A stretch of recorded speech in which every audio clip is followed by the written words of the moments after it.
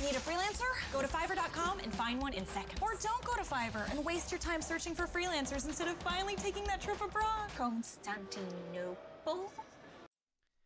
Hey guys, a very requested topic. Just gonna go over the biggest mistakes raid leaders make. Not any more complicated than that. Make sure to like and subscribe if you guys enjoy it. Thanks. All right, the number one mistake most raid leaders make is talking too much. That can mean, a lot of things, I guess, but I'm going to stick to specifically meaningless callouts just for the sake of talking. You might hear your raid leader be like, don't die here, do big damage, stuff like that. It just doesn't resonate with people. One of my biggest tips for people setting up their UI is to come up with custom sounds to hear things that are important to them. If you have the same, bigwigs or DBM, like submarine sounds like bings and bongs on every mechanic, that starts becoming white noise to you. Now, if you're a raid leader and you start just saying the same things over and over again without much meaning behind it, you become white noise to your raiders. You don't need to say everything, but when you talk, you want people in your raid to be thinking critically when you're speaking. It's very, very important. You do not want to become something that they can ignore. There is a time and a place to say don't die or do big damage. Like, for example, on Sun King, if you're coming up to specifically the damage shield on the shade at either 45% or 10%, that could be a point where you say do big damage, and that might mean like, oh, your healers heal that. And they're like, okay, I'm lava bursting the boss, I'm spamming DPS abilities, stuff like that. But if you say it constantly, people are like, they're not gonna, no raider has ever heard someone just on a single target boss has heard a raid leader say do damage here, and they're like, oh man, I'm fucking owning now. No one's done that. And it's the same thing with don't die. However, don't die is very good if used sparingly. I use don't die, but I'm very impassioned when I'm saying it, and my raiders know I'm not just gonna randomly say don't die. If I say that, it means one thing. You could do 0 damage for the rest of this fight and we'll still kill it, as long as for the next 10-15 seconds you just run around, take your hands off of your damage buttons, and just stay alive. So if you never say it, when you do say it, it matters. If you say it all the time, it doesn't. The second biggest mistake raid leaders make is actually not helping themselves as much as they can with their UI. What I mean by that is, this is true for raiders too, but you want to assign very specific sounds to abilities that happen, and you want to have big text weak auras or bar weak auras, whatever you're used to looking at that's different from your normal boss mod, to kind of make it easier for you to do your job, especially if you're playing inside the raid. For example, if you're relying on your eyesight to see everything you want to call out, you're going to be limited in what you can do. So for me, I pick 2 really, really important mechanics per fight, and I turn off all other sounds, and I let my eyes look at, everything else that's maybe less important. But the 2 really big things, every fight, I have a big text weak aura that tells me when it's coming soon, and I have a very unique sound that's never the same as anything else on the encounter for that exact thing, and it's very loud. It can be an air horn, weak aura sounds. You guys have all used them. See, you want to do this as a player, but as a raid leader, it's even more important that you're using aural learning to just allow yourself to do more at one time. You're allowing your ears to pick up a reaction for a mechanic instead of relying on everything being your eyes. So that's true with all raiders, but I think as a raid leader specifically, your sound game in a raid, specifically in a weak aura game, needs to be next Hola, level. Because your Nacer. entire ¿Cómo está? job ¿Cómo is está? figuring out Cuénteme. how to play your character while fully focusing on something Cuénteme, else, right? cuénteme de That's what su raid leading is focusing on vida. everyone else and playing your character in your peripheral vision. If you are able to... I think we would consider ourselves to be foodies. Food is a staple in the Anderson household. Ese tipo parece al del have video. your ears help you along with everything else, Ahí. it's just a massive, massive help. Okay. Here's a quick one. Play tank. Qué raro que no me dijiste sentado But o really, algo así. not being self-critical enough. Some of the best leaders in any industry, raid leading included, are very self-critical. It helps shape an environment to where people will be willing to admit to mistakes. If you as a raid leader make a call 50 pulls in a row, and then someone dies to it on the 51st pull where you forget to call it one time, a bad raid leader will be like, well, you should have just known to get out of that. No, the point of a raid leader is to make people not think. You're carrying them. That's your job. If you miss it, that's on you. And you know what every raider wants to hear their raid leader say? Oh, I totally screwed up that pull. My bad. Viendo un video de él es Max. Él es el rey líder del que hizo World Fest First. Mítico rey. Del limit complexity. Está haciendo un canal de YouTube nuevo y está tirando muchos videos sobre cómo ser rey líder o liderazgo así. En wow. Y creo que es el Guildmaster también. You know, I think a lot of people might see other raid environments and be like, hey, I want to sound like them. You know, this guild, people use our guild as an example. Like, that guild's really good and it sounds like they have a lot of fun. But that's because that's the environment that we've fostered in our guild. It's what people here are used to. It's a comfort zone. When someone in this guild is about to pull a boss, and we're like on a really, really hard mythic boss, ¿Estás jugando Warcraft? Yo no he entrado mucho. La semana pasada tomé un break. Unas vacaciones. That's just who I am. I'm a clown. So like when we're raiding, it's never been able to be anything but that. It's what people are used to from me and from other people in the guild. So that just becomes natural. That's when you're comfortable. That's when you play your best. Now there's another, like I use Echo as an example, right? I watched a lot of their progression back to learn some stuff, and they're completely different, like, but they're still insanely good. Like where if you were to ask one of our players, when are you the most comfortable in a raid, it's when everyone's joking. If you were to ask one of their players, from what I saw, they're the most comfortable and they feel like they're doing the right thing when they're very, very focused, right? That could very simply be the difference between me and Scripe. That's just, I'm an absolute idiot, and Scripe is like very focused and like takes it very seriously and stuff. But two guilds can have massive amounts of success and be very different in that regard. I'm only using those two as an example, just so you know that you can be yourself in a raid environment. Like any good guild situation is you being empowered to be who you are. No me había dado cuenta. As well as you can. Estaba bien respect and all the other stuff we've already talked about, but sumergida en mucho drama. Estas pasadas semanas y la semana pasada no jugué y ahora estoy regresando. ¿Pero qué pasó? ¿Tu hermano está jugando también o no? O sea, ¿tu hermano no está jugando tampoco? The 239, the 2413 or whatever it is, it's gotta stop. Just get 4 healers at 20 raiders, 5 healers at 25 people, 6 healers at 30, maybe 6 healed at 25 to be safe. Just invite people who have good eye level. The ratios never matter. All right, this is a big one. Following the meta, and not knowing why you're making the decisions you're making them. Example would be looking at us running a comp for World First, and then you're like, oh, we're just going to run that comp because they did it. Know why we did it. Try to find out why we did it. Use Creo que estos días lo vi que se conectó con el Demon Hunter. Todavía lo tiene en el guild. Because most of the time, when the World First guilds are doing something, a lower ranked guild doing it later is not the same thing. In fact, almost always something different is better. ¿Qué te pasó? So just that in general, and also that just comes along with roster decisions. Almost always guilds are made up of one thing. No a bunch of different a bunch of different one tricks, so people who play one class and one spec potentially that are popular specs, you know, mages, hunters, and all the really popular classes. And then you have very few multi-classers. At this level, maybe there's a few more multi-classers because, you know, we have to run exact comps. But the point is, people do better when they're playing their main. Almost everyone, especially people in lower ranked guilds. So I would look at it as, when you're looking to make a comp for a fight, if you're thinking between, hey, do we want to run this, do we want to run this many things, play your best players. If you're like, if do I bring in a mage or a shaman? If your Ellie shaman's really reliable and your mage isn't, but he's playing like this super meta spec, play your shaman, man.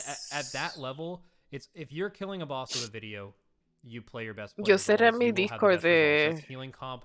That's DPS Mío, comp. lo cerré. There are bosses where that's Siempre not hago true. lo mismo, Most siempre notably in my memory paso is like por N'Zoth, periodos where you de just needed a certain amount of immunities, but Blizzard cerrar actively tried servidores to en mi design Discord bosses that way. que no me gusta Sometimes cuando they aren't está able bien to. acumulado. And like some bosses this raid, like Oh, having okay. Resto Shamans in this priest, even ¿Cambiaste if de they're less número, fue? geared, on a boss like Hungering Destroyer really helps. But like most every other boss can be done multiple different ways. So never be afraid of playing your best players, and don't. And if you are like, and I'm not saying this to criticize you if you want to be meta and just not run like, yeah. Tú If tienes you mi guys are número, like ¿verdad? me and you are fascinated with running the best possible comp, then do it. You can do Oh, that no. if you want to push yourself and be as good as you can be. That's fine. It's just Uf, usually entonces, people ¿quién are doing that es? kind of stuff for the absolute wrong reasons. Another one, and this is short. I see some people in trade trying to recruit new players, and they'll be like looking for one new rogue or one new enhanced summon for a raid. You can basically add any class to the two I just said. This isn't Pokemon. You're not trying to catch them all. This isn't Noah's Ark. Oh, You don't need okay. a bunch of all Dale. things. Just pick up players that are Aquí willing to tengo put el in the celular. time. And if you already have all the raid buffs, it actually... The solution for enlarged pores? The right ingredients. Research proves BHA, retinol, and niacinamide can visibly improve the look of stubborn, stretched pores. does not matter what class you do. So just kind of get whoever you can get. This one's actually really underrated, and it's about understanding how people learn. If you've ever sat in front of a boss, either on PTR or on live, and you have sat in front of your entire raid and told them how every mechanic works for the entire fight, a 10-minute dissertation, you have to know that every single one of them has tuned out within 30 seconds and you're saying nothing. A really common learning type, especially with video gamers, is they like to learn by doing. They need to see it. Even if you tell them to watch a video over the weekend and whatever, they have to see it themselves to have any of the information really matter to them. Validation. I know a lot of people don't do this because I see it all the time. It's like especially people typing it out in like a pug, like obviously no one's listening to that, but like even in Discord, it's just people just totally don't get it. What our guild does when we see a PTR boss, we explain maybe 1 to 2 super important mechanics, and then we just YOLO it. Even if your guild's not as good, you might wipe early, but at least when you start talking about mechanics, Porque yo tengo dos números tuyos aquí. And the last one is just a simple philosophy thing, and I have touched on it already in another video. It's how people process mistakes. I've seen it so many times where even a top guild, like a top 10 US guild or something, in the past would like get to the last phase of the boss. Like their best pull would be 30%, and then they get a 2% wipe. And then the raid leader will spend the next 15 minutes berating the player that ruined the wipe. And it's like, that's such good progress. Like your guild learned so much in that one pull, and they're gonna forget so much of it because they're all fixated on you just owning this guy. Ahí te voy a enviar un mensaje, pero no sé si eres tú. Build on the success you just had. Also, in the same way, you allow yourself to regress. Oftentimes, when a guild has a super, super low pull out of nowhere, it's lucky. Maybe the right mechanics went on the right people. It's really often when you get a low pull that for the next 30 minutes, you don't get back there again. Why? Because like I said, a lot of things sometimes when you have the amount of quantity and sample size of like a ton of pulls, like something like that can happen. Where if you get it into your mind where you need to be back at that point of the fight, and then you start getting really pessimistic when you don't reach there again, I feel like you're not understanding how people learn. Maybe the mechanic that 5 people get every 10 seconds in the last race happened to go on people who knew how to do it, and it avoided like your 10 weakest players. And then like the next couple pulls you get, those players have to learn it. A lot of times you kill a boss when your least aware player knows what's happening. So that just something to keep in mind. And again, this is the thing I've touched on before. The difference is seeing people making mistakes as an obstacle in your path rather than a member of your team you need to help personally. That mindset will change everything for you. If you find yourself getting overly mad at small mistakes, it's because you're probably not looking at it right. They're humans just like you. You make mistakes too, and just treat them with respect. All right, I could probably do a few more of these down the line. This is just stuff that usually ends up on my mind when I watch other people play. And could be some interesting stuff to think about. Me envió un mensaje a esa persona. Actually, almost all of them. So if you guys are enjoying the content, make sure to Never mind. like and comment specifically on new videos you guys want to see. I'm still pretty new at this, and it's been great. Thanks. Yo aún así le envío un mensaje, a ver. Y yo no sé quién es. Bye. Hi there, I'm Afton. Creo que... A test that helps you be proactive about your fertility. And here's my story. Let's rewind to 2015. I tested my fertility hormones. No sé The si... information was powerful, but the price tag was nuts. So we started Modern Fertility, a test that measures reproductive fertility hormones. You'll receive personalized dashboards that help you understand your ovarian reserve, any red flags, and more. So whether you're years away from kids or trying soon, ¿Ese es el decide to número? get your fertility Porque... hormones now, so you have options later. No, lo dejé correr el... It's okay.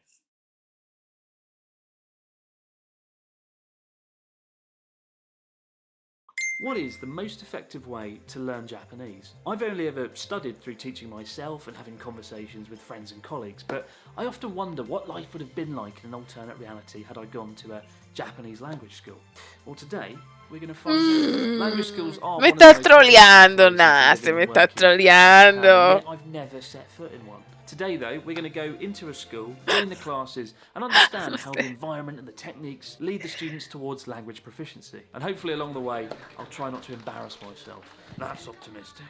Now, obviously, one of the most daunting aspects of doing anything in Japan is the paperwork, and this video is a collaboration with Japan's largest language school aggregator, Gogo Nihon, a fantastic free service that helps you decide which school is perfect for you and assists you on every step of the journey, from choosing a school and filling in the nightmarish visa documents to sorting out your accommodation. Mira esta foto! Normally, this is the bit where I'm supposed to offer you some kind of 20% discount, but I can't because it's free. Gogo Nihon is actually supported by the language schools across the country, as it means they get more students and Gogo Nihon can focus on encouraging people to come to Japan and fulfill their dreams of mastering the language. You can find the link to their site in the description box below. And a special thanks to Gogo Nihon for getting us access inside the school today. Right then, let's go and see what a Japanese language school is like.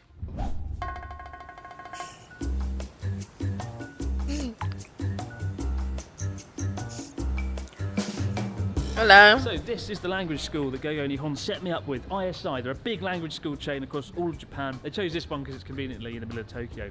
I'm here for the whole day. They're going to be teaching me Japanese. I'm going to sit in on the classes and be one of the students. So wish me luck. Here it goes. First time for me. First thing first, Amaryllis. With 1,300 students from 50 countries, this is one of the largest Japanese language schools in all of Tokyo. Students are separated into 40 classes of varying proficiency, from beginner and intermediate through to advanced learners. And because I'm so brilliant and sneaky, I've decided to jump in on a beginner's class.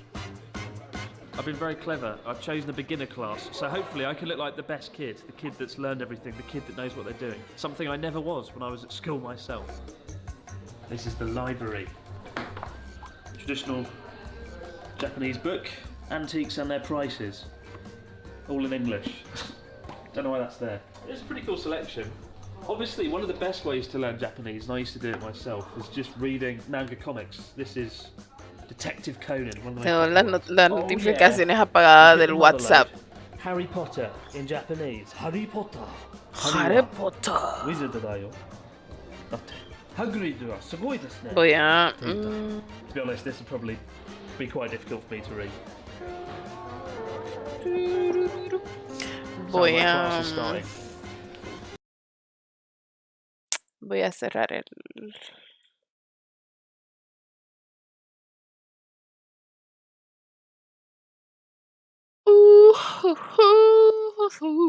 Bueno, voy a cerrar. Ya me voy a comer.